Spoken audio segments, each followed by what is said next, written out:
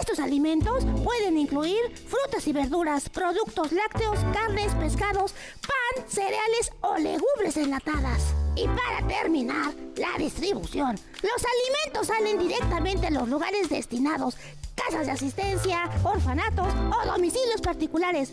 Eso completa el esquema. Perdón, pero están reportando una emergencia. Y tenemos que responder a nuestras funciones para salvaguardar la integridad de los habitantes de este planeta. Hay denuncias de un banco de alimentos que está operando de forma indebida. Pandilla, gracias por su invitación, pero el deber llama. Con permiso y buen día.